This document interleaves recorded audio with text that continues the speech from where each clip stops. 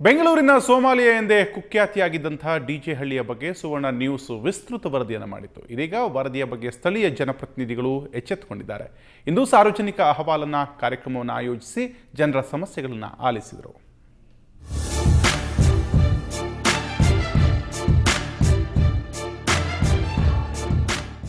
DJ ಹಳ್ಳಿ ಅಂದ್ರೆ ಯಾರಿಗೆ ತಾನು ಗೊತ್ತಿಲ್ಲ ಹೇಳಿ.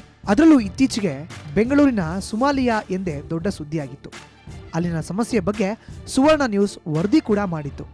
ಇದೀಗ ಸಮಸ್ಯೆ ಬಗ್ಗೆ ಎಚ್ಚೆತ್ತುಕೊಂಡ ಜನಾರೋಗ್ಯ ಎಂಬ NGO ಸ್ಥಳೀಯ ಜನಪ್ರತಿನಿಧಿಗಳೊಂದಿಗೆ ಸಾರ್ವಜನಿಕ ಅಹವಾಲು ಕಾರ್ಯಕ್ರಮವನ್ನು ಆಯೋಜಿಸಿತ್ತು. ಕಾರ್ಯಕ್ರಮದಲ್ಲಿ ನೂರಾರು ಜನರು ಪಾಲ್ಗೊಂಡಿದ್ದು ತಮ್ಮ ಸಮಸ್ಯೆಯನ್ನ ಹೇಳ್ಕೊಂಡ್ರು. ನೀವೇ ಕರ್ಕೊಂಡು ಬರ್ರಿ ಡಾಕ್ಟರ್ಗೆ, ನರ್ಸ್ಗೆ, ನಾವು ಹಳೆಯವ್ರಿಗೂ ಬಿಟ್ಬಿಟ್ಟು ಹೊಸ ಒಬ್ರಿಗೆ ಸೇರಿಸ್ತೀನಿ ಅಂತ ಹೇಳಿದ್ದಾರೆ. ತಿರ್ಗಾ ಇವಾಗ 12ನೇ ತಾರೀಕು ಮೀಟಿಂಗಿನಲ್ಲಿ ಏನಾಗುತ್ತೆ ನೋಡಿ, ನಾವು ನಿಮಗೆ ಅನುಕೂಲ ಮಾಡಿಕೊಡ್ತೀವಿ ಅಂತ ಹೇಳಿದ್ದಾರೆ.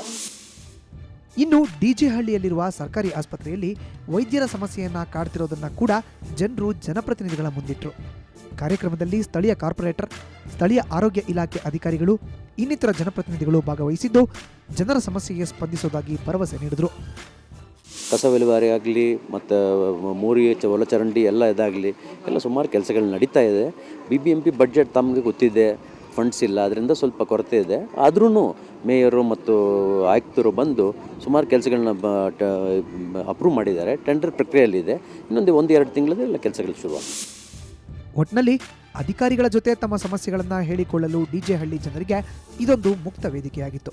ಅದೇನೇ ಇರಲಿ, ಜನಪ್ರತಿನಿಧಿಗಳ ಭರವಸೆ ಆದಷ್ಟು ಬೇಗ ಜನರಿಗೆ ತಲುಪಲಿ ಅನ್ನೋದೇ ನಮ್ಮ ಆಶಯ. ಬೆಂಗಳೂರಿನಿಂದ ಕ್ಯಾಮರಾ ಪರ್ಸನ್ ಅತಿಕುಲ್ಲಾ ಖಾನ್ ಜೊತೆ ಮಮತಾ ಮರ್ದಾಳ, ಸುವರ್ಣ ನ್ಯೂಸ್.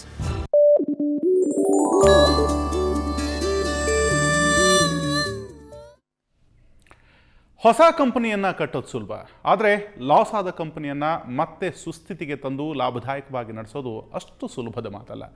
ಒಂದು ಸಾಮಾನ್ಯ BA ಓದಿದಂಥ ಹೆಣ್ಣು ಮಗಳೊಬ್ಬಳು ಟೆಕ್ನಿಕಲ್ ಇನ್ಸ್ಟ್ರೂಮೆಂಟ್ಸ್ ತಯಾರಿಸುವಂತಹ ಕಂಪನಿಗೆ CEO ಆಗೋದು ಅಂದರೆ ಸಾಮಾನ್ಯದ ಮಾತಲ್ಲ. ಅಂತಹ ಹೆಣ್ಣು ಮಗಳೊಬ್ಬಳ ಯಶೋಗಾಥೆಯನ್ನು ನೋಡ್ತಾ ಇವತ್ತಿನ ನಮ್ಮ ಬೆಂಗಳೂರನ್ನ ಮುಗಿಸ್ತೀವಿ. ನೇರ, ದಿಟ್ಟ, ನಿರಂತರ ಸುದ್ದಿಗಾಗಿ ನೋಡ್ತಾ ಇರಿ ಸುವರ್ಣ ನ್ಯೂಸ್.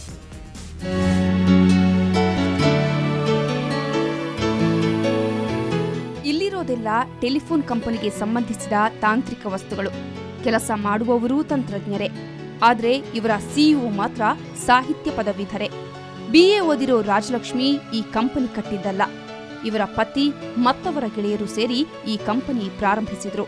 ಆದರೆ ಕೆಲವೇ ವರ್ಷಗಳಲ್ಲಿ ಗೆಳೆಯರೆಲ್ಲ ಕೈಕೊಟ್ರು. ಕಂಪನಿ ಮುಳುಗಿ ಹೋಯ್ತು. ಹೊಟ್ಟೆಪಾಡಿಗೂ ತೊಂದರೆಯಾದಾಗ ಇವರ ಪತಿ ಬೇರೆ ಕಡೆ ಕೆಲಸ ಮಾಡೋದು ಅನಿವಾರ್ಯವಾಯಿತು. ಅಂತಹ ಸಮಯದಲ್ಲಿ ಇಲ್ಲಿರುವ ಕೆಲಸಗಾರರನ್ನ ಮನೆಗೆ ಕಳಿಸಲಾಗದೆ ನಾನೇ ಕಂಪನಿ ನೋಡಿಕೊಳ್ತೀನಿ ಅಂತ ಜವಾಬ್ದಾರಿ ಹೊತ್ತುಕೊಂಡ್ರು ರಾಜಲಕ್ಷ್ಮಿ.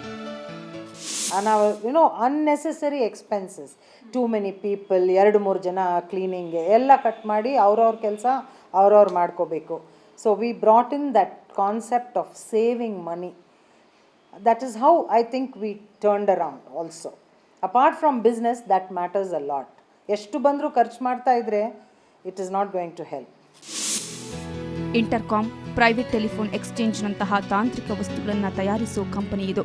ಇದನ್ನೇ ಸವಾಲಾಗಿ ತೆಗೆದುಕೊಂಡ ರಾಜಲಕ್ಷ್ಮಿಯ ಕಠಿಣ ಶ್ರಮದಿಂದಾಗಿ ಕಂಪನಿಯ ಸಾಲವಿಲ್ಲ ಮಂಜಿನಂತೆ ಕರಗಿ ಹೋಯಿತು. ಇದೀಗ ಕೋಟ್ಯಾಂತರ ರೂಪಾಯಿ ಟರ್ನ್ಓವರ್ ಮಾಡಿ ಲಾಭದ ಹಾದಿಯಲ್ಲಿದೆ ಫಾನೆಸ್ ಕಂಪನಿ. ತುಂಬ ಜನಲ್ಲಿ ಸಿಗಲ್ಲ ಅದು. ಏನಂದರೆ ಯಾವತ್ತೂ ಅವರು ಗಿವ್ ಅಪ್ ಮಾಡಲ್ಲ ಅಂದರೆ ನನಗೆ ಆಗಲ್ಲ ಅಂತ ಹೇಳಲ್ಲ. ಆದಷ್ಟು ಟ್ರೈ ಮಾಡ್ತಾರೆ.